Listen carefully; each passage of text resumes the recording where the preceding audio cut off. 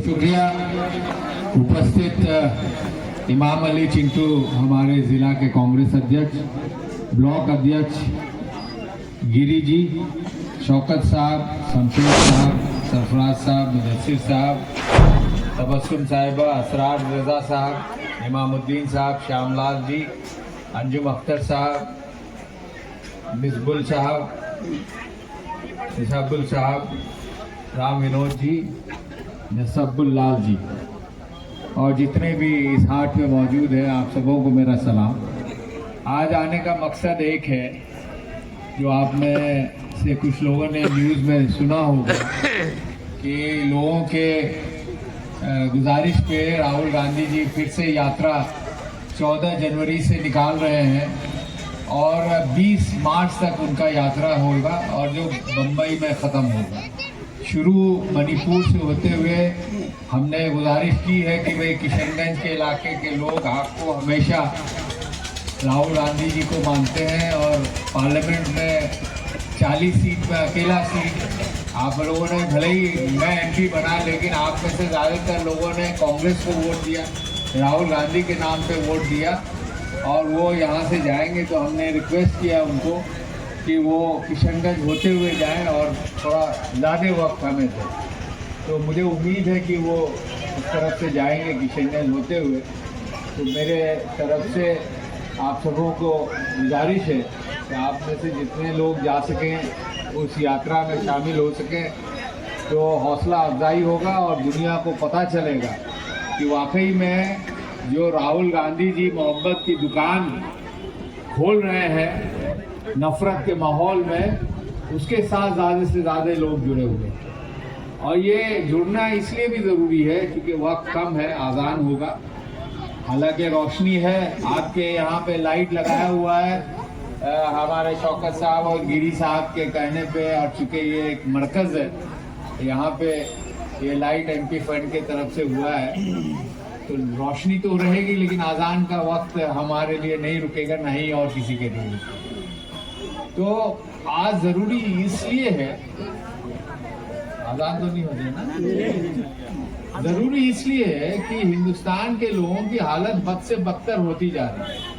अभी आपने देखा कि पार्लियामेंट जहाँ पे आपके पूरे हिंदुस्तान के चुने हुए एमपी बैठते हैं और अपने आवाम की बातों का, मुश्किलात का चर्चा करते हैं, वहाँ पे दो शख्स पार्लियामेंट घर में घुस गया हो। और जब हम लोगों ने चिंता जाहिर की और हम लोगों ने मांग किया कि मोदी जी आप जवाब दीजिए, आप नहीं तो कम से कम होम मिनिस्टर जवाब दे, क्योंकि पुलिस तो उनके हाथ में है, जवाबदेही भी उनकी होगी।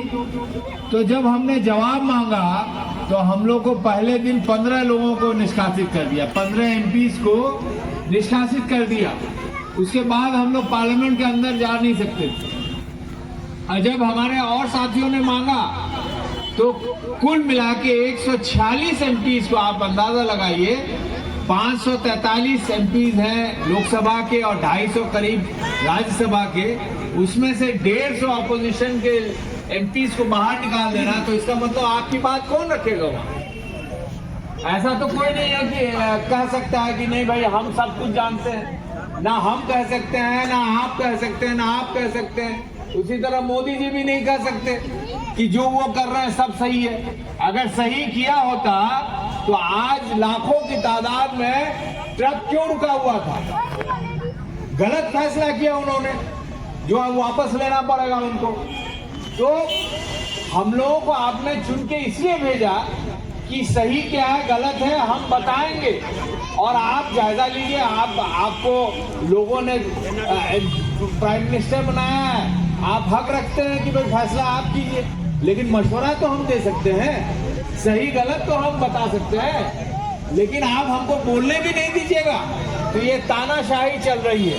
तो अगर इस तानाशाही को खत्म करना है, भेदभाव को रोकना है, अपने समाज से ये जहर जो फैला रहा है, तो उसके लिए हम लोगों को राहुल गांधी जी का हाथ थामना पड़ेगा। ये मैं गुजारिश करने आया और मैं इसीलिए चाहता हूं कि किशनगंज, क्योंकि आप लोग हमेशा कांग्रेस का साथ दिए, राहुल गांधी जी जो अकेला पूरे हिंदुस्तान में अगर कोई एक अकेला शख्स है जो आरएसएस और मोदी के खिलाफ बोलता है, बेचूक और बेखौफ, वो राहुल गांधी है।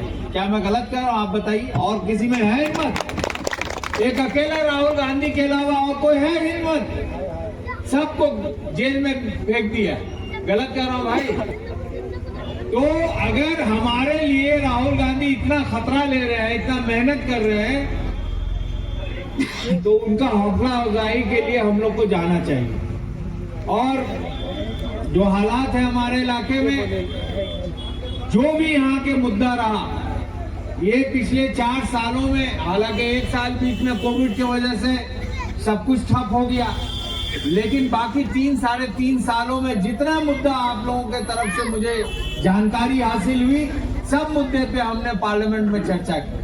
हर मुद्दे पे हमने उस डिपार्टमेंट के मंत्री से, अफसर से, चाहे वो पटना का हो, चाहे बिहार सरकार का हो, चाहे मुख्यमंत्री जी हो, चाहे भारत सरकार का मंत्रालय हो, हर जगह हम लोगों ने कोशिश की।